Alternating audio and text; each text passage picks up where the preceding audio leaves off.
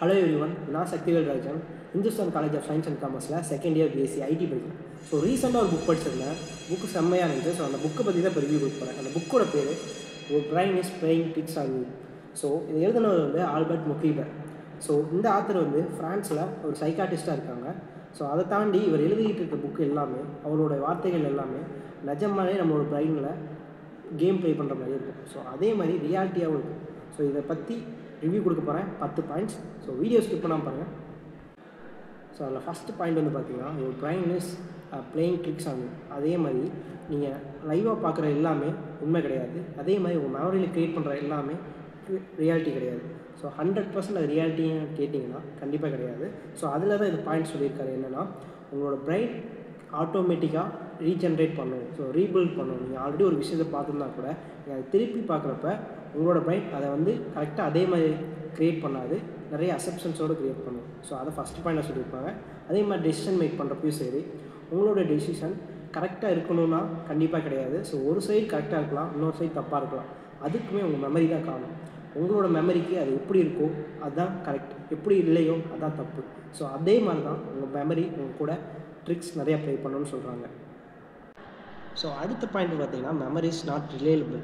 So அதாவது நீங்கள் பழைய மெமரிஸ் யூஸ் திங்க் பண்ணிங்கன்னா கூட ஸோ அதில் இருக்கக்கூடிய அது நடந்த நிகழ்வுகள் அதே மாதிரி இருக்காது கண்டிப்பாக. ஸோ அதை தான் சொல்கிறாங்க, உங்களோட மெமரி உங்கள் கூட ஒரு ட்ரிக்ஸை ப்ளே பண்ணிகிட்ருக்கு. ஸோ அதை தாண்டி இன்னொன்று என்ன சொல்கிறாங்கன்னா, நீங்கள் கண்ணில் பார்க்குறது எல்லாமே உண்மை கிடையாது. மற்றவங்க சொல்கிறத நீங்கள் கேட்டு உங்கள் மெமரி எதை க்ரியேட் பண்ணியிருக்கோ அதுதான் நீங்கள் உண்மை நம்பிட்டு இருப்பீங்க. அது உண்மையாக கடைசி வரைக்கும் நம்பிட்டே இருப்பீங்க. அதே போல் எமோஷன்ஸுக்குமே உங்கள் மெமரி கூட அட்டாச் ஆகிருக்கும். ஸோ ஃபீல் பண்ணுறீங்கன்னா கூட, ஒரு அழுகிறீங்கன்னா கூட, இல்லை ஒரு ஹாப்பியாக இருக்கீங்கன்னா கூட உங்கள் மெமரிஸ் அதை ஜென்ரேட் பண்ண ஆரம்பிக்கும். ஸோ அதுக்கேற்ற மாதிரி தான் நீங்கள் ரியாக்ட் பண்ண ஆரம்பிப்பீங்க. உங்கள் மெமரி என்ன சொல்லுதோ அதுதான் நீங்கள் நம்பிட்டு இருக்கீங்க. இப்போ நீங்கள் இந்த வீடியோ பார்க்குறீங்கன்னா கூட உங்கள் மெமரி ஆல்ரெடி ஒரு விஷயத்தை க்ரியேட் பண்ணிகிட்ருக்கும். பட் அது உண்மை கிடையாது. அது கூட ஒரு கேம் தான், உங்கள் பிரெயின் உங்கள் கூட விளையாண்டுருக்கு. ஸோ அடுத்து வந்து பார்த்திங்கன்னா உங்களோட ஸ்ட்ரெஸ். ஸோ உங்கள் ஸ்ட்ரெஸ்ஸுக்கும் மெமரிக்குமே நிறைய ஒரு லிங்க் இருக்குது. பொதுவாக நம்ம டிப்ரெஷன் சொன்னாலே ஒரு தாட் வருதில்ல. ஸோ அது என்ன காரணம்னா நம்ம மெமரியில் டிப்ரெஷன்னா என்னென்னு ஒரு மாதிரி சேவ் ஆகிருக்கும். ஸோ ஆக்சுவலாக இப்போ நான் ஒரு டிப்ரெஷன் சொல்கிறேன்னா வச்சுக்கோங்க, உங்கள் மெமரியில் என்ன தோணுது பாருங்கள். ஸோ ஒரு ஃபீலிங் சேடாக இருக்க மாதிரி இருக்கும். பட் ஆக்சுவலாக மெமரிக்கு டிப்ரெஷன் இப்படி தான் இருக்கணும் அப்படின்ட்டு அது ஒரு அசப்ஷன் இருக்கும். அதுதான் நீங்கள் நம்புவீங்க, அதுதான் டிப்ரெஷன்னு நினைப்பீங்க. ஸோ அதே மாதிரி தான் உங்கள் பிரெயினுக்கு என்ன தெரியுதோ அதுதான் உங்களுக்கு தெரியும். ஸோ உங்கள் பிரெயின் ஏமாத்துனுச்சுன்னு நினச்சிங்கன்னா உங்கள் பிரெயின் உங்களை ஏமாற்றிட்டு இருக்கு. உங்கள் பிரெயின் ஏமாற்றணும்னு நினச்சிச்சின்னா உங்களை ஏமாற்றிடும்.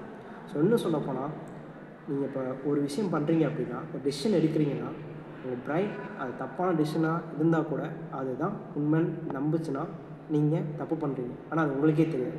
ஸோ இந்த மாதிரி பல இடத்துல உங்கள் பிரெயின் உங்கள் கூட விளையாடிருக்கும். ஸோ நம்ம நிறைய இடத்துல திருப்பி பார்த்தீங்கன்னா தப்புகள் தெரிஞ்சே தப்பு இல்லைன்னு பண்ணியிருப்போம். பட் ஆக்சுவலாக பிரெயின் உங்கள்கிட்ட கரெக்டுன்னு சொல்லியிருக்கோம். அப்போ பிரெயின் உங்கள் கூட ட்ரிக்ஸ் விளையாடுதா இல்லையா? ஸோ இந்த கொஸ்டினோட இந்த புக்ஸை நல்லா படிச்சு பாருங்கள். அதே மாதிரி இப்போல்லாம் நம்ம சோஷியல் மீடியாவில் நிறையா ஆக்டிவாக இருக்கும். ஸோ அதே மாதிரி அதில் வரக்கூடிய வீடியோஸ்கள் நம்மளோட பிரெயினில் அதிகமாக ரியாக்ட் ஆக ஆரம்பிக்கும். நிறையா விஷயங்கள் நீங்களே பார்த்துருப்பீங்க. அதில் இருக்கக்கூடிய வீடியோக்களை பார்த்து உண்மை நிறையா பேர்கிட்ட பகிர்ந்துருப்பீங்க. நிறைய விஷயங்கள் நம்பி ஆரம்பிச்சிருப்பீங்க. இன்னும் சொல்லப்போனால் பொதுவாக பியூட்டி டிப்ஸ்னால் எல்லாத்துக்கும் பிடிக்கும். ஸோ அந்த பியூட்டி டிப்ஸ் நல்லா தான் கெட்டதானே தெரியாது. பட் சோஷியல் மீடியாவில் பார்த்து உங்கள் மெமரியில் சேவ் ஆகிடும் இதெல்லாம் கரெக்டு அப்படின்ட்டு. ஸோ அதுக்காகவே நீங்கள் பண்ண ஆரம்பிச்சிருவீங்க. அதுக்கான காரணம் உங்களோட பிரெயின் இது கரெக்டுன்னு சொல்லிடும். ஸோ அந்த மாதிரி நிறைய விஷயங்கள் நீங்கள் பண்ண ஆரம்பிச்சிருவீங்க. எல்லாம் பண்ண போகிறீங்க அப்படின்னா உங்கள் பிரெயின் உங்கள் கூட ட்ரிக்ஸும் ப்ளே பண்ணலாம், இல்லை உண்மையும் சொல்லலாம். ஸோ அதை நல்லா கிளாரிஃபை பண்ணிவிட்டு பண்ணணும். ஏன்னா உங்கள் பிரெயினுக்கு அவ்வளோ எபிலிட்டி இருக்குது உங்கள் கூட விளையாட. ஓகேங்களா? ஸோ இந்த மாதிரி பல கேள்விகள் இந்த புக்கை நீங்கள் படித்ததுக்கப்புறம் உங்கள் மைண்டில் தோணும். ஏன்னா இந்த புக்கை நான் படித்ததுக்கப்புறம் இந்த ஐடியாஸ், இந்த தாட்ஸ்லாம் எனக்கு வந்தது. அதே மாதிரி இந்த புக்ஸை படித்ததுக்கப்புறம் உங்களுக்கு இந்த தாட்ஸ்லாம் வரும். ஸோ அப்படி தாட்ஸ் வரப்போ என்ன பண்ணலான்னு யோசிப்பீங்க. ஸோ உங்களுக்கு ஒரு குழப்பமாக இருக்கும். அதுக்கும் இந்த ஆத்தர் ஒரு ஐடியா கொடுத்துருக்காரு. ஸோ இந்த இதை நீங்கள் ஃபஸ்ட்டு நீங்கள் ஐடென்டிஃபை பண்ணணும். அதுக்கப்புறம் இதில் வந்து ரிலீஃப் ஆகும். ஸோ அதுக்காக 4 ஸ்டெப்ஸ் சொல்லியிருக்காரு. ஸோ பொதுவாக மென்டல் ஹெல்த் நம்ம பார்த்துக்கணும். ரெண்டாவது அதில் இருக்கக்கூடிய ஸ்ட்ரெஸ்ஸை நம்ம உணர்ந்துக்கணும். ஸோ பொதுவாக ஸ்ட்ரெஸ்னால் இன்னும் நீங்கள் தெரிஞ்சுக்கிட்டிங்கன்னா உங்கள் பிரெயின் உங்கள்கிட்ட விளையாட ஆரம்பிக்காது. ஸோ உங்களால் ஈஸியாக அதுலேருந்து மிஸ்மேட்ச் ஆகிட முடியும்.